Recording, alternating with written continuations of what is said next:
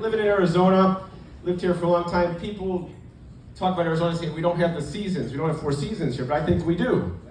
We have warm, we have hot, we have really hot, and I can't wait to get the fuck out of here hot. But then they say it's just a dry heat. You know, just a dry heat. Well, I heard it was so dry and hot last year that all the lakes dried up. Swallow Lake, Bartlett Lake, Cary Lake.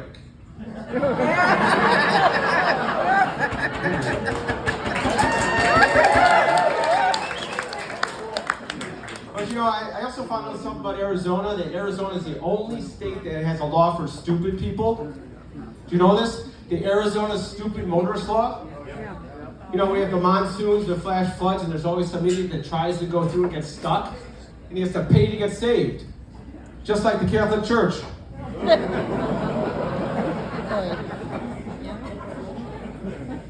But you know, I worked at Maricopa Medical Center for 20 years. Yeah, we took care of everybody regardless of their insurance or ability to pay. But now with the competition, with all the more affluent hospital systems, you've got Honor Health, Dignity Health, and Banner Health. They've had to up their game and change their name. They changed it to Valley Wise, which I think is a wise thing to do, because now they can go over that untapped, upscale homeless market.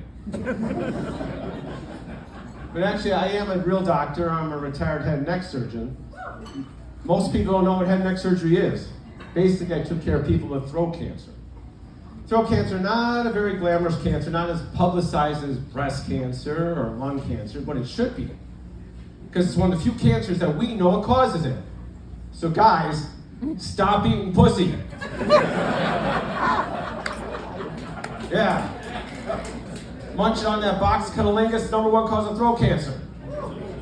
So you ladies out there, I hope you realize that we're risking our lives for your pleasure. We are. And now that we have this information, how many of you guys out there are going to stop it? That's what I thought. You know, trying to get a guy to stop eating pussy, it's like getting Trump to stop putting on tariffs. It's not going to happen. But if there are any guys that decide to stop and need an excuse, I can write you a doctor's note. See me after the set. I also heard recently there's a new commercial out for throat cancer. It's sort of like this. I have to use this box because I ate a lot of box. Is that too much? I gotta put a disclaimer out there. I recently had an audition for a comedy gig, and the guy told me I need to be more vulnerable. And I said, fuck that, I'm a surgeon. You want vulnerable? Go see a primary care comedian. You know, primary care doctors are more like actors. They sort of just try shit and see what happens.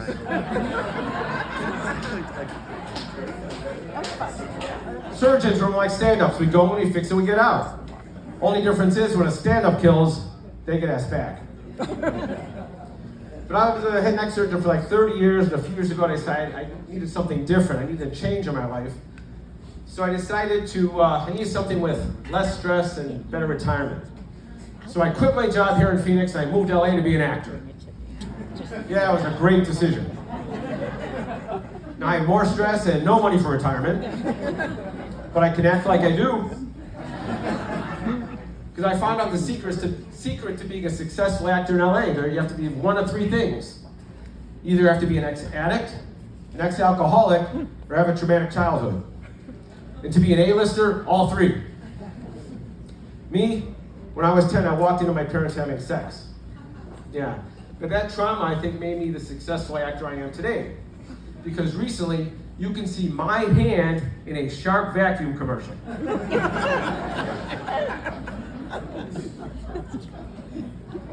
So I'll tell you, being a doctor, training to be a doctor is pretty rough. Yeah, long hours, sleepless nights, verbal abuse. Sort of like being married. Oh. But you know, when I was a resident, I saw a lot of crazy shit. I mean, I saw more backdoor extractions than the SEAL Team 6. In fact, one time, I took a cell phone out of a guy's ass. Yeah, talk about a butt dial. Can you hear me now? Yeah. Another time I saw a guy who had a light bulb up his ass. Not a bright idea, but very satisfying as a surgeon when we take it out and it still works. I think that's where they got the idea for the original blacklight. Oh, you get that. Another time I saw a guy sent home from the airport with a Coke bottle up his ass. Yeah, he didn't make it past the TSA screen because it had more than 3 ounces of liquid in it. But you know, these things don't only happen to guys, sometimes they happen to women too. I saw a woman one night for lower abdominal and pelvic pain, so I do a manual exam. So I put my hand in there and I examine her, I feel this round, hard mass. I'm going, oh shoot, she's got a tumor.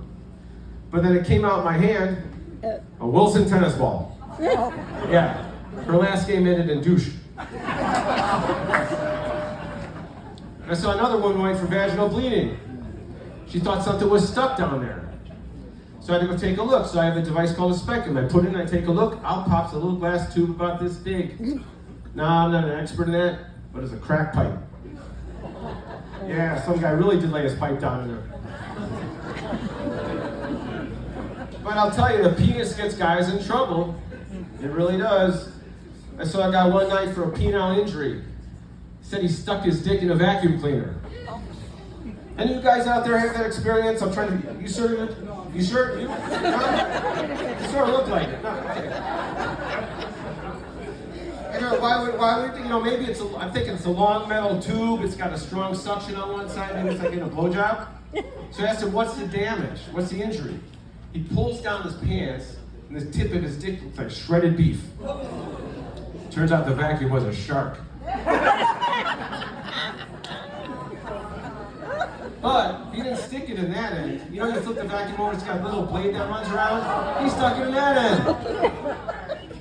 I took him to surgery, fixed him up. I said, next time, try a dustbuster. You know, it's not always the penis that causes problems. Sometimes it's prostate. Prostate's a very important organ in the male body. Controls urination and ejaculation. Problem is, the older you get, the bigger the prostate gets. The bigger the prostate gets, the more often you gotta pee. You know, sometimes every 1 to 2 hours. So one of the treatments now is Cialis. You know about that, right? You got it, right? Yeah, Cialis. It's a drug for ED. And it's great because it cuts down your peeing, but then you feel like you have to come all the time. And now that I'm getting older when I have sex, half the time I can't tell if I'm coming or going. It's terrible. But you know, I actually had prostate surgery about a year ago. I won't go into the details, but they basically ream it out. But they don't tell you everything. Because they leave a big catheter in there overnight. I woke up in the morning with an erection, with the catheter. I'm telling you, it's hard to keep a good man down.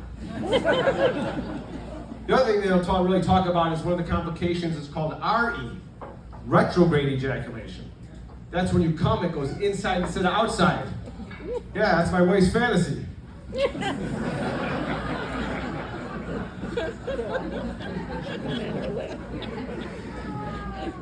Think about that one. You know, recently I heard something about Elon Musk. You know, he's pretty busy with all the Doge stuff. But you know, Elon Musk and Bill Gates are forming a new company to make ED meds. You know that? They're calling it Elongate. Ooh.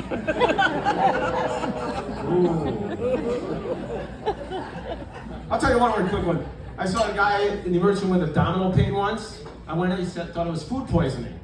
So I go to examine him, I take my stethoscope, and as I'm getting close to her, I hear this buzzing noise. Zzz. I went, what the hell is that? I said, you sure it's food poisoning? It was Doc. I might have sat on something. So I set up for an x-ray. Sure enough, he's got an object, looks just like this microphone right in his belly. He sat on a dildo. So I had to go in and take it out. I open him up, take it out, it's still vibrating. Now there's a commercial for the Energizer battery. It's also a great commercial for the dildo company. Takes a licking, keeps on ticking. But I'll tell you, things change as you get older. Having sex changes. Like when you're young, you pretty much do it everywhere. Living room, dining room, kitchen, bathroom, wherever. When you get a little older, it's called middle-age sex, pretty much just in the bedroom. You get a little older, you know, it's divorce sex in the courtroom. That's when the lawyers fuck you over in every position. Then when you get really old, you have what's known as senior sex, better known as hallway sex. That's when you pass each other in the hallway and you say, fuck you. That's Doc Op MD Instagram. Thank you.